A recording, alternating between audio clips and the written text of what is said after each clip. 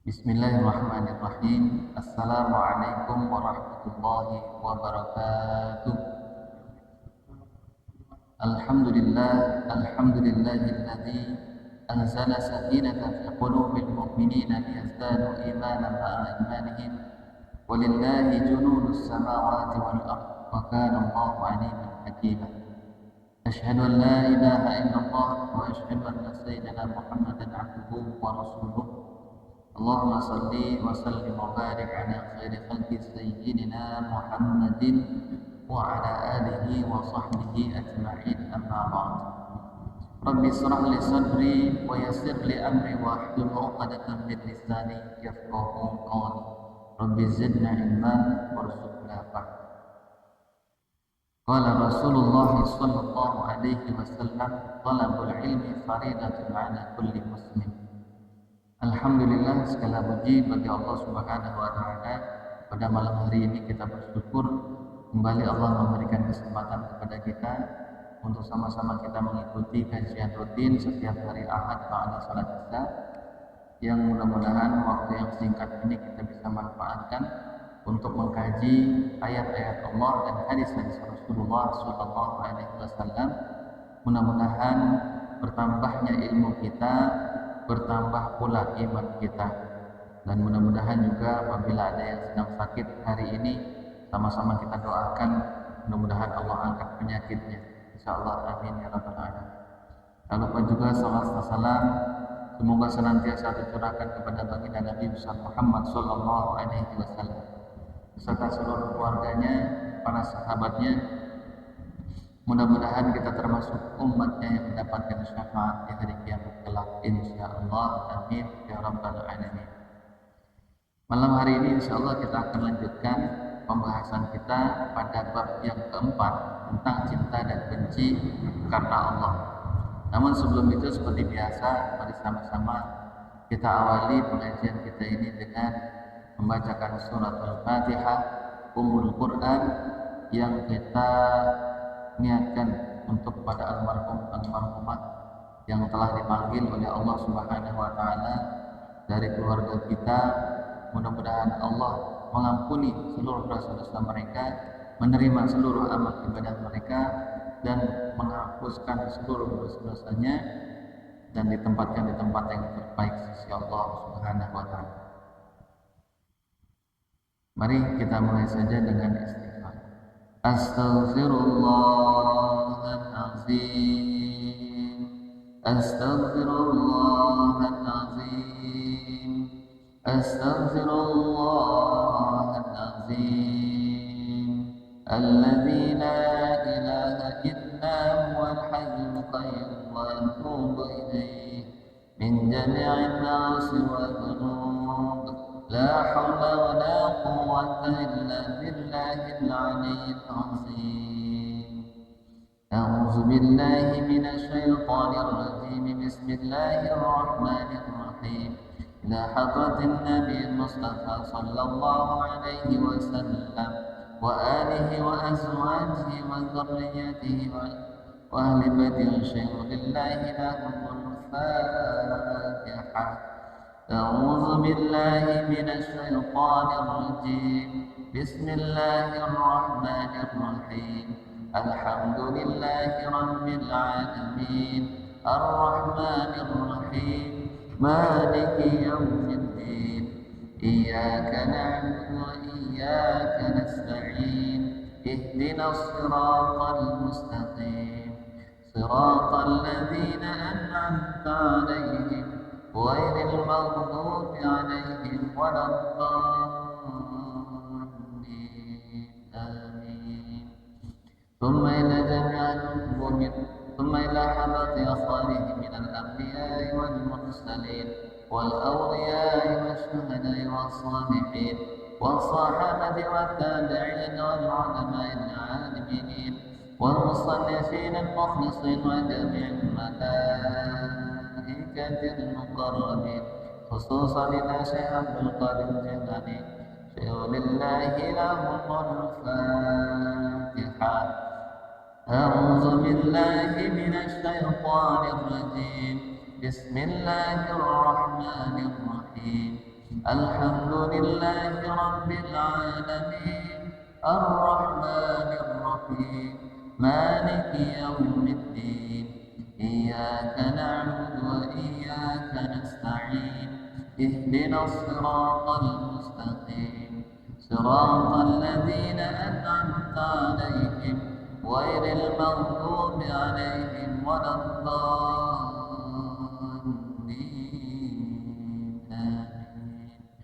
ثم إلى جميع القبور من المسلمين والمسلمات والمؤمنين والمؤمنات من مشارق الأرض إلى مغاربها برها وبحرها خصوصا إلى آبائنا وأمهاتنا وأجدادنا وجداتنا ومشايخنا ومشايخ مشايخنا وأساتذتنا أساتذتنا ولمن استمعنا هنا بالسبب شيء لله لهم الفاتحة. أعوذ بالله من الشيطان الرجيم. بسم الله الرحمن الرحيم. الحمد لله رب العالمين الرحمن الرحيم مالك يوم الدين إياك نعبد وإياك نستعين اهدنا الصراط المستقيم صراط الذين أنعمت عليهم غير المغضوب عليهم ولا الضالين آمين. ثم إلى جميع القبور من المسلمين والمسلمات والمؤمنين والمؤمنات خصوصا إلى نجد بن جبر ثم إلى رؤيا السمد بن نجد ثم إلى رؤيا جهنم بنت بلال ثم إلى رؤيا بن نجد ثم إلى رؤيا بنا بنت كرام ثم إلى رؤيا رجل بن هدي السمد ثم إلى رؤيا وسر أهضل بن مهيب ثم إلى رؤي مهيب بن نسيب ثم إلى رؤي هرسنة بنت أبي السمن ثم إلى رؤي وردني بنت مهيب ثم إلى رؤي ورسطة بن مهيب ثم إلى رؤي بريتا بكسري بنت واسر أهلنا ثم إلى رؤي أجهتيني بنت هاجي نور سعيد ثم إلى رؤي سري حياتي بن هاجي ددر سريب بنت هاجي ددر سريب ثم إلى رؤي ددر سريب بنت هاجي جنيدي ثم إلى رؤي أبا الشهرني بن إيد ثم إلى رؤي أسلم توفى بن توفى ثم إلى رؤي أهل سهر بن جوينة ثم إلى رؤي مسقوفة بن يحيى صالح الدين ثم إلى رؤي الحميد بن إياد ثم إلى رؤي نهلا بن إياد ثم إلى عبد القادر بن إياد ثم إلى رؤي أرسيا بنت أرمن ثم إلى رؤي مصدواتي dan binti Jamil Lubis ثم إلى رؤي برهان بن هاجي بهير ثم إلى رؤي سالح binti Misin ثم إلى رؤي مديا binti أمد ثم إلى رؤي أوي binti Haji Samad ثم إلى رؤي أمد بن فأد اللهم اغفر لهم وارحمهم وعافهم واعف عنهم شيء لله لهم الفاتحة. أعوذ بالله من الشيطان الرجيم. بسم الله الرحمن الرحيم. الحمد لله رب العالمين الرحمن الرحيم مالك يوم الدين إياك نعبد وإياك نستعين اهدنا الصراط المستقيم صراط الذين أنعمت عليهم غير المغضوب عليهم ولا الضالين آمين. Suratul Fatihah yang terakhir kita niatkan mudah-mudahan dengan keberkahan suratul Fatihah saudara-saudara kita yang sedang dalam keadaan sakit, termasuk saya sendiri dan abang saya yang sedang sakit di rumah, dan juga saudara-saudara kita semua yang sedang sakit, mudah-mudahan malam hari ini berkat keberkahan suratul Fatihah Allah angkat penyakit kita semuanya. Amin ya rabbal alamin. Ala hadhihi al-Fatihah. A'udzu billahi minasy الشيطان الرجيم بسم الله الرحمن الرحيم الحمد لله رب العالمين الرحمن الرحيم مالك يوم الدين إياك نعبد وإياك نستعين اهدنا الصراط المستقيم صراط الذين أنعمت عليهم غير المغضوب عليهم ولا الضالين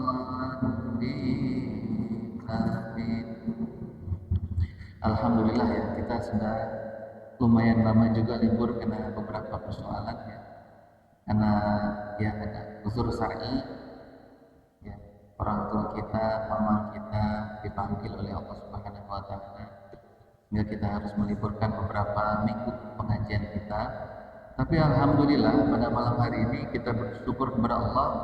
Allah kuatkan kaki kita, Allah kuatkan semangat kita, Allah kuatkan keistiqomahan kita untuk melanjutkan ya kajian rutin kita setiap hari Ahad pada salat Isya.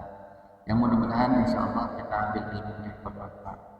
Malam hari ini kita lanjutkan halaman 58. Halaman 58 ini kayaknya sesi yang ketiga kalau tidak salah. Masih di bab tentang cinta dan benci karena Allah. Halaman 58. Yang terakhir itu kita ulang saja. Hadis Mu'az riwayat dari At-Tirmizi, beliau menyatakan hadis ini hasan sahih. Berkata Mu'az, aku mendengar Rasulullah sallallahu alaihi wasallam bersabda, qala Allahu azza wa jalla al-mutahabbuna fil jalal lahum manabiru min nur yaghbatuhumun nabiyyuna wasyuhada. Ya. Ini hadis yang terakhir yang kita baca. Ini berkaitan dengan keutamaan mencinta dan benci karena Allah Subhanahu wa taala. Orang yang saling mencintai karena Allah, dia punya keistimewaan. Nanti di akhirat dia punya keistimewaan yang diberikan oleh Allah Subhanahu wa taala. Lagi-lagi ini kita bicara tentang cinta karena Allah Subhanahu wa taala. Orang yang mencintai, saling mencintai karena Allah, apa yang akan Allah berikan nanti di hari kiamat? Qala Allahu azza wa jalla, Allah Subhanahu wa taala berfirman. Maksudnya di sini berarti apa? Hadisnya apa? Hadis Kalau ada hadis yang depannya berbunyi Allah Subhanahu wa taala berfirman, berarti hadis qudsi ya. Hadis qudsi di sini menyatakan bahwa al-mutahabbuna fi jalali, orang-orang yang saling mencintai karena keagungan, lahum manabiru min nur, mereka akan mendapatkan mimbar-mimbar dari cahaya. Jadi bukan hanya satu. Kalau mimbar apa? Mimbar ya mimbar satu. Kalau manabir berarti jamak, jumlahnya dia bisa banyak. Mimbar-mimbar dari cahaya, di mana karena mimbar-mimbar dari cahaya yang begitu istimewa, membuat apa? Membuat para nabi dan syuhada itu tertarik dengan kedudukan mulia mereka. Ya, yaghbatuhumun nabiyyuna wasyuhada. Nabi, syuhada kan udah jelas kedudukannya tinggi di sisi Allah. Tapi mereka itu tertarik dengan keadaan si orang yang saling mencintai karena Allah. Nah, tapi ini dijelaskan. Maksudnya apa? Padahal kan Nabi udah tinggi kedudukannya, kok bisa tertarik dengan yang lain kan gitu. Nah, di sini dijelaskan tertariknya para nabi dan syuhada kepada mereka adalah kiasan, bahasa kiasan dari betapa sangat baiknya kedudukan mereka. Kok mereka bukan nabi, kok mereka bukan syuhada, punya kedudukan istimewa kayak gini kan gitu. Ya kita juga kan biasa kalau misalnya lagi kumpul, ada orang tiba-tiba datang dan dia adalah orang yang sangat dihormati. Sebagian besar orang yang kumpul bersama kita berdiri menyambutnya kan gitu. Padahal kita di sini posisinya Orang sudah mau merubung dengan kita, orang memuliakan kita, tiba-tiba ada orang datang baru pada sambut berdiri. Ini kan yang kedudukannya sudah mulia kan sampai heran, oh bisa dia punya kedudukan kayak gitu ya. Itu kalau di dunia. Kalau nanti di akhirat, para nabi dan syuhada itu bahasa kiasannya itu ngiri, seperti ngiri ya. Tertarik dengan kedudukan mereka. Ini menunjukkan bahasa kiasan ini dipakai dalam bahasa hadis ini untuk menunjukkan betapa sangat baiknya kedudukan orang yang saling mencintai karena Allah. Jadi maknanya apa? Tidak bisa diartikan bahwa para nabi dan syuhada itu benar-benar tertarik. Maknanya nggak seperti itu. Karena apa? Bagaimanapun para nabi dan syuhada lebih utama dan lebih tinggi derajatnya daripada mereka. Jadi gambaran hadis ini jelas buat kita, orang yang saling mencintai karena Allah itu punya kedudukan. Makanya ayo sama-sama kita tumbuhkan rasa cinta saling mencintai karena Allah. Dengan cara apa menumbuhkan rasa cinta saling mencintai karena Allah? Di dalam bab ini nanti akan kita bahas secara rinci. Hadis Anas bin Malik ya, riwayat Ahmad dengan sanad yang sahih, beliau berkata, ada seorang laki-laki yang datang kepada Rasulullah sallallahu alaihi wasallam. Dia berkata, "Wahai Rasulullah, ada seorang yang aku cintai. Ada seseorang yang mencintai orang lain, tapi dia tidak mampu beramal seperti amalnya." Ya, maka Rasulullah sallallahu alaihi wasallam bersabda, "Al-mar'u ma'a man ahabba." Seseorang akan bersama dengan orang yang dicintainya. Ini salah satu keistimewaan Rasulullah dibandingkan para nabi yang lain. Allah memberikan keistimewaan kepada Nabi Muhammad, kalimat yang singkat, makna yang dalam. Ya, ini nggak diberikan kepada nabi yang lain. Rasulullah cukup menyampaikan satu hadis, al-mar'u ma'a man ahabba. Orang itu akan bersama dengan orang yang dicintainya ketika di dunia. Kalau hari ini kita mencintai orang-orang yang banyak berbuat maksiat, orang-orang yang terlalu mencintai kehidupan dunia dan melupakan akhirat, maka mereka akan dikumpulkan dengan mereka, dengan yang selevelnya. Nah, kalau kita bicara level ya, mereka akan dikumpulkan dengan orang yang selevel atau yang selintingan. Kalau bahasa sekarang, teman-teman selintingan akan dikumpulkan dengan teman-teman selintingan gitu. Teman dia nongkrong, dia akan dikumpulkan bersama teman-teman nongkrongnya. Nah, di sini maknanya orang ketika dia mencintai orang lain karena kesolehannya, meskipun dia belum bisa beramal soleh sebagaimana orang yang dia cintai, dia tetap akan dikumpulkan bersama orang yang dia cintai. Nah, makanya hari ini di dunia kita perbanyaklah teman-teman yang akan mengantarkan kita ke surga, kalaupun bukan kita yang ngantarin mereka. Gitu. Orang-orang yang kira-kira diharapkan bisa menjadi teman kita nanti di surga. Maka pilih teman-teman terbaik dalam dunia ini, yaitu teman-teman yang memang bicaranya adalah, ini seperti misalnya Nabi Isa pernah ditanya, ini ada di dalam kitab Tafsir Ibnu Katsir, ketika beliau menjelaskan Al-Quran surah Ali Imran ayat 191. Inna fi khalqis samawati wal ardi wa ikhtilafil laili wan nahari ayatin li ulil albab. Di dalam penjelasannya di situ dikutip salah satu dialog. Nabi Isa ditanya, adakah orang yang mirip dengan engkau wahai Nabi Isa?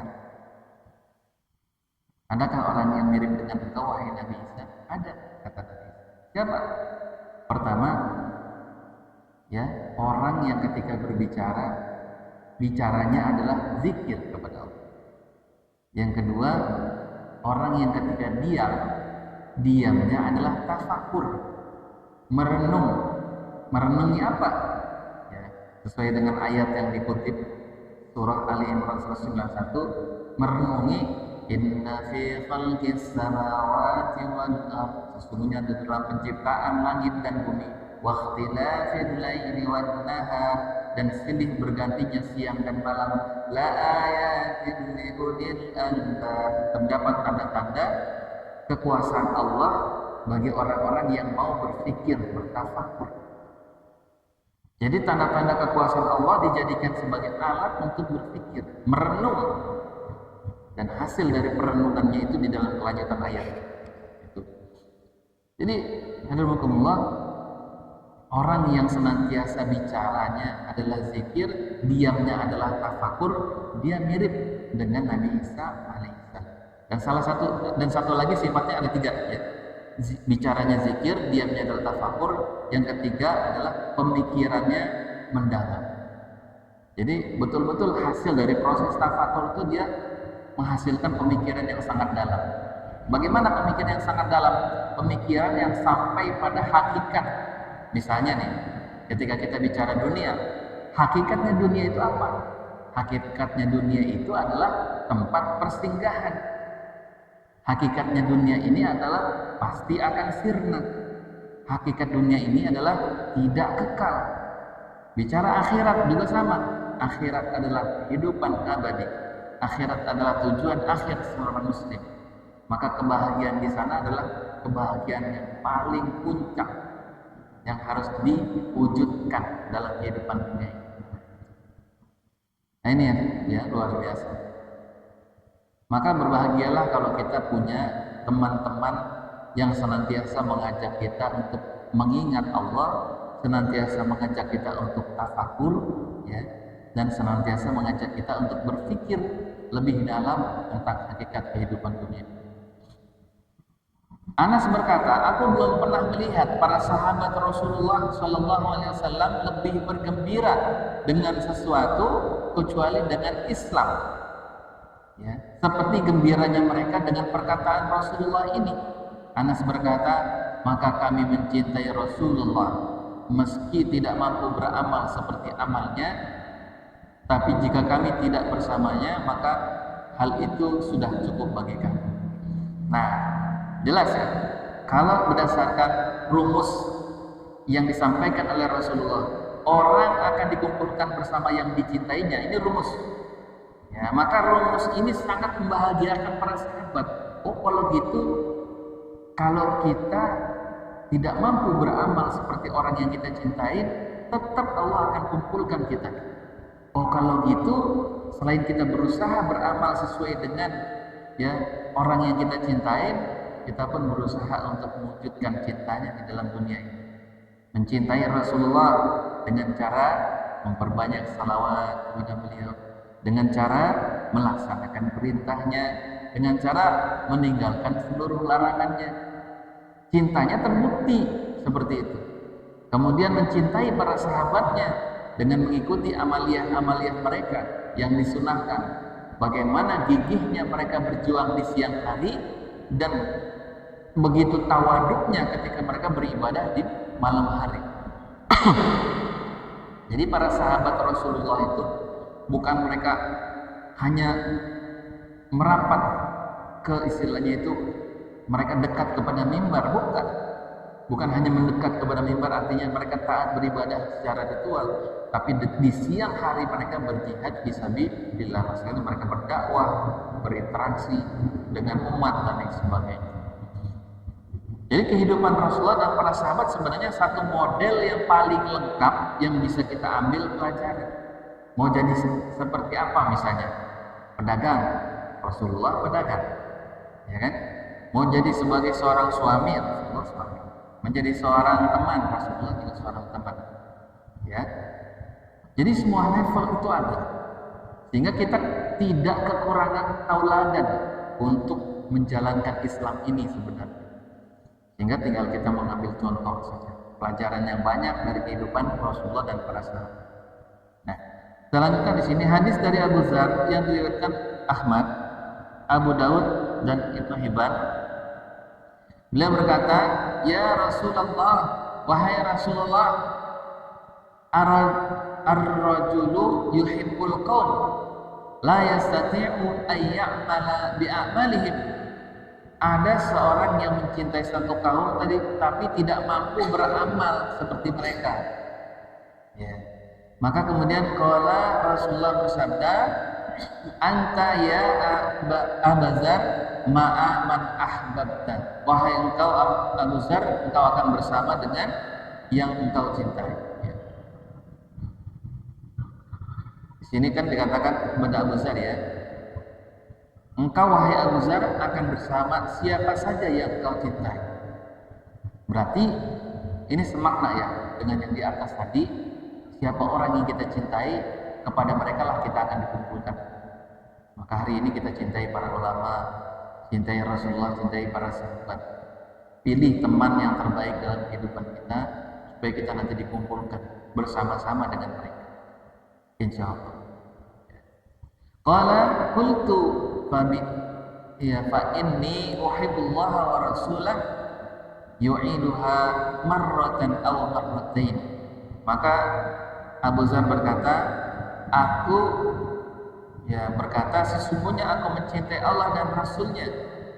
Abu Zar mengulanginya 1 atau 2 kali untuk menegaskan ini Abu Zar ini orang soleh, sahabat Rasul, orang soleh.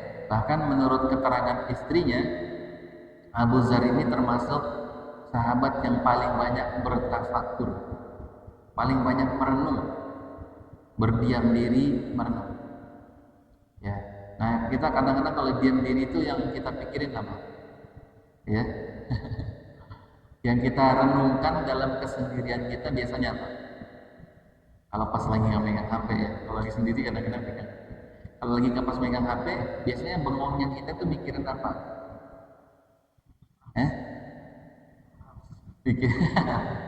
Mikirin beras, mikirin duit. Ya, kata bokir, emang gua gila mikirin duit. Ya memang banyak pikiran kita itu, pikiran dunia, pikiran akhirat. Nah yang dianjurkan dalam Al-Quran Surah Al-Imran 191 itu, diamnya kita itu tafakur. Jadi tafakur itu tidak harus ke alam bebas, tidak harus ke gunung, tidak harus ke pantai. Tafakur juga bisa di tempat majelis taklim. Bahkan tafakur bisa juga dilakukan pada saat mengerjakan sholat. Ya, pada saat kita sholat ya kita bertafakur. Kata Nabi apa?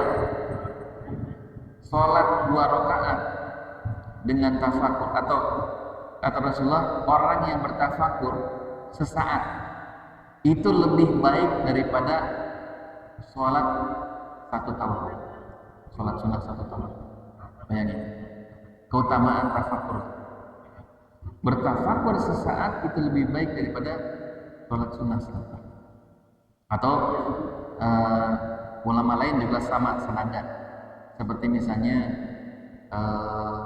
Hasan Al-Basri, beliau mengatakan sholat dengan tafakur 2 rakaat itu lebih baik daripada tahajud 1 malam.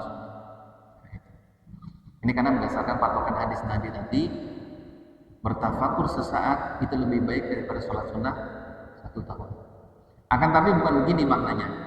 Maknanya bukan berarti berarti kita tafakur aja nggak usah sholat tahajud. Ya, bukan begitu. Ya, tetap tahajud dia punya kedudukan tinggi. Tafakur juga punya kedudukan yang istimewa. Tapi ya bukan berarti ini lebih baik daripada ini, akhirnya ini kita tinggalin, bukan. Maknanya itu artinya kita ambil ini, ambil keduanya. Karena dua-duanya punya keutamaan di sisi Allah Subhanahu wa taala. Tafakur. Nah, sampai di sini ada yang tanyakan, silakan. Masih di awal.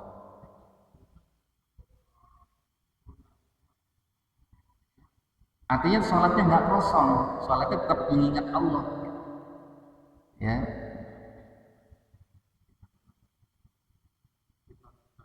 ya, ya.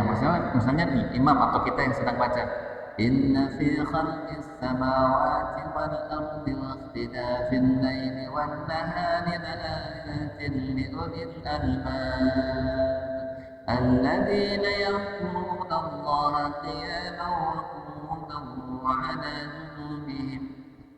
Baik kita yang baca ataupun makmum yang mengerti artinya, dia bisa tafakur, gitu. Memahami ayat itu, bahwa ayat itu sedang membicarakan tentang penciptaan langit dan bumi yang luar biasa. Allah menggantikan silih berganti siang dan malam. Kadang malam lebih panjang daripada siang, kadang siang lebih panjang daripada malam, kadang malam sama dengan siang, harinya seperti itu. Itu tandanya Allah ngatur peredaran matahari dan bumi dan seluruh benda-benda langit. Kalau kita perhatikan di situ kan akan semakin syahdu kita sholat, akan semakin merasakan keagungan Allah dibandingkan sholat yang kosong, apalagi ngawang-ngawang yang ngawang-ngawang gitu. Makanya sholat sunnah 2 rakaat dengan tafakur dia lebih baik mengalahkan sholat tahajud 1 malam yang kosong dari tafakur. Nah, makanya sholat yang memberikan pengaruh kepada kita, kepada yang disebut inna sholata tanha anil fahsya'i wal munkar, sholat yang memberikan pengaruh mencegah perbuatan diri kita dari perbuatan munkar, maka yang dimaksud adalah sholat yang disertai dengan tafakur, berpikir. Nah, makanya kita sholat apalagi ya imamnya bacaannya enak, itu biasanya kita lebih khusyuk, lebih syahdu gitu ya, lebih tafakurnya lebih kena kan gitu ya. Makanya memang pilihlah imam yang bacaannya baik kan gitu. Kenapa Islam itu menganjurkan begitu, pilihlah imam yang bacaannya baik ya. Nah, kita juga baca dari ayat-ayat yang kita paham, misalnya Al-Ikhlas kita baca qul huwallahu ahad, katakanlah Allah yang Maha Esa, Allahus Samad, Allah lah tempat bergantung, segala sesuatu semua bergantung kepada Allah. Nasib kita, umur kita, rezeki kita, semua kita gantungkan kepada Allah Subhanahu wa Ta'ala. Kalau orang sudah betul-betul menggantungkan dirinya kepada Allah, tidak ada lagi keraguan bagi dirinya. Kita ini rada-rada malu sama seekor anjing. Ada seekor anjing menasehati seorang ulama kalangan wali yang bernama Syekh Al-Bustami. Ini videonya viral di TikTok. Bagaimana seekor anjing ketika melewati Syekh Bustami, beliau mengangkat bajunya karena khawatir terkena najis.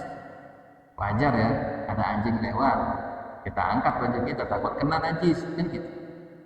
Tapi atas izin Allah, karena memang beliau adalah wali, diberikan karomah, bisa memahami perkataan hewan. Anjing diberikan izin oleh Allah untuk berbicara kepada Syekh Al-Bustami. Wahai Syekh, kenapa engkau mengangkat bajumu? Kan gitu. Ya karena aku takut kena najis.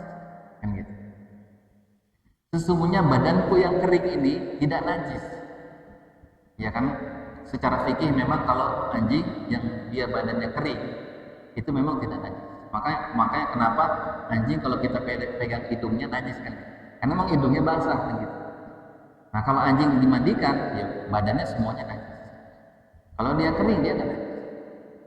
Nah, makanya di dalam fikih pun ketika kita melihat ada najis yang kering, ketika kita bersentuhan itu tidak najis statusnya. Tapi kalau dia sudah basah, disentuh dia najis. Nah, diperlakukan ya harus dicuci dengan, kalau yang najis yang najis besar gitu ya, harus dicuci dengan salah satunya pakai tanah gitu. Nah, si anjing itu menasihati, wahai Syekh, kalau engkau mengangkat pakaianmu lantaran merasa lebih baik daripada diri, kan gitu katanya, maka sesungguhnya najis yang ada di dalam hatimu itu tidak akan pernah hilang meskipun itu dicuci dengan 7 kali. Kalau najis pada diriku dicuci dengan 7 kali selesai, tapi najis yang ada di dalam hatimu karena merasa lebih baik daripada aku, ya, maka ini tidak akan bisa dihapuskan najis itu. Makanya kita manusia hati-hati terhadap anjing. Memang Allah ciptakan dan Allah najiskan dirinya, tapi semua mereka adalah makhluk Allah yang punya kedudukan sendiri. Dia punya kedudukan di mata Allah, dia juga berzikir kepada Allah, dia juga punya kemuliaan di sisi Allah. Jadi memang meskipun anjing itu najis bukan berarti dia hina, gitu. Bukan berarti dia hina. Sampai pada akhirnya, ini yang jadi mesti kita ambil pelajaran nih. Sampai pada akhirnya tawakalnya seekor anjing itu, saya juga jadi mikir gitu. Anjing itu lebih tawakal daripada Syekh Al-Bustami ini. Anjing ini bertanya, wahai Syekh, pernahkah kau melihat anjing itu membawa tulang? Maksudnya membawa tulang untuk bekal makanan entar siang, entar sore, kan gitu ya. Enggak ada, engkau tidak akan menemukan anjing membawa tulang kemana-mana untuk bekal makannya. Sementara engkau masih memanggul gandum. Kan gitu. Bagaimana mungkin, kan gitu, merasa lebih istimewa daripada anjing. Sementara engkau masih bergantung kepada gandum-gandum yang kau manggul, kan gitu. Anjing itu nggak mikirin. Pagi ini dia makan, siang dia makan apa dia nggak pikirin. Meskipun makanan masih banyak dia tinggalin, kan gitu. Entar bagaimana? Entar siang tawakalnya luar biasa itu. Lah kita aja, coba bayangin, kita aja masih mikirin nih. Siang pagi sarapan nih, udah ngeliatin dompet buat makan siang, kan gitu. Habis makan siang udah ngeliatin lagi dompet buat makan sore, ntar malam. Anjing nggak pernah mikirin kayak gitu. Makanya kita, ya Syekh Al-Bustami ini dinasihati sama anjing itu merasa, ya Allah, betapa ya kita itu nggak boleh sombong sedikit pun, bahkan terhadap hewan yang najis sekali. Gitu. Karena dia punya kedudukan. Dia juga zikir kepada Allah, kan gitu. Makanya kita kalau ketemu anjing, ya memang dia najis, tapi nggak boleh kita memandang dia makhluk yang hina. Itu nggak boleh. Kalau kita memandang dia makhluk yang hina, berarti kita menghina siapa? Penciptanya, Allah Subhanahu wa Ta'ala. Kita hina anjing, kita berarti menghina penciptanya. Kalau sudah menghina penciptanya, itu seperti yang disebutkan oleh anjing tadi, najis di dalam kesombongan itu tidak akan pernah bisa hilang dengan cucian 7 kali. Kalau najis saya masih bisa, katanya. Gitu. Nah ini hati-hati. Ini memang seorang ulama kehidupannya itu banyak sekali pelajaran untuk kita. Bahkan dari seekor binatang sekalipun itu bisa kita ambil pelajaran. Ada lagi yang tanyakan? Lanjut ya. Masih tentang cinta. Hadis dari Abdullah bin Mas'ud yang disepakati oleh Al-Bukhari dan Muslim, beliau berkata, Ja'a rajulun ila Rasulillah sallallahu alaihi wasallam faqala. Datang seorang laki-laki kepada Rasulullah kemudian dia berkata, "Ya Rasulullah, kaifa taqulu fi rajulin ahabba qauman wa lam yalhaqqa bihim?" Wahai Rasulullah, bagaimana pendapatmu tentang seorang yang mencintai satu kaum tapi tidak mampu menyusul amal soleh mereka? Maka Rasulullah menjawab, faqala Rasulullah sallallahu alaihi wasallam, al-mar'u ma'a man ahabba. Ya sama ya. Ini sama. Seorang akan bersama dengan orang yang dicintai. Jadi kalau kita udah sadar diri, amal kita dikit, bisa ngedompleng, ya kan? Dengan ulama-ulama yang amalnya banyak, dengan para syekh, dengan para wali, dengan para sahabat Rasulullah, dengan para tabi'in, ya, mencintai mereka dengan membaca kitab mereka, dengan mempelajari isi kandungannya, apalagi ilmu fikih ya, fikih mazhab Syafi'i, Hambali, Maliki, Hanafi, kita pelajari di situ dan kita amalkan sebagai bentuk kecintaan kita kepada mereka. Kita nggak mampu mengarang kitab yang begitu banyak seperti misalnya Imam Al-Ghazali mengarang kitab misalnya Al-Ihya Ulumuddin, berjilid-jilid kitabnya itu. Tapi paling enggak kita mempelajari isi kitab, kemudian kita amalkan isi kandungan. Maka itu mudah-mudahan sebagai bentuk cinta kita kepada para ulama dan kitab-kitab ulama yang lain. Nah, dengan begitu insya Allah kita akan dikumpulkan bersama-sama dengan para ulama. Gampang kan? Gampang. Amalnya dikit, cuman modal cinta, dikumpulin bersama-sama. Apa nggak gampang kan gitu? Inilah salah satu kemudahan yang Allah berikan kepada umatnya Nabi Muhammad dengan kalimat yang sangat membahagiakan para sahabatnya. Anta ma'a man ahbabba. Engkau akan bersama dengan yang engkau cintai. Hadis dari Abdullah bin Mas'ud riwayat Al-Hakim di dalam Al-Mustadrak, beliau berkomentar hadis ini isnadnya sahih isnadnya meski tidak dikeluarkan oleh Al-Bukhari Muslim.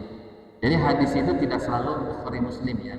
Bisa juga dikeluarkan dari riwayat jalur misalnya Al-Hakim dan di dalam kitab yang lain Al-Mustadrak. Ya. Rasulullah SAW pernah bersabda kepadaku, "Ya Abdullah ibn Mas'ud, wahai Abdullah bin Mas'ud." Faqultu, maka aku berkata, "Labaika ya Rasulullah." Ada apa ya Rasulullah? Ia mengatakan 3 kali, "Labaik, labaik, labaik ya Rasulullah." Salah sama kata. Qala hal tadri? Rasulullah bersabda, "Apakah engkau tahu ayo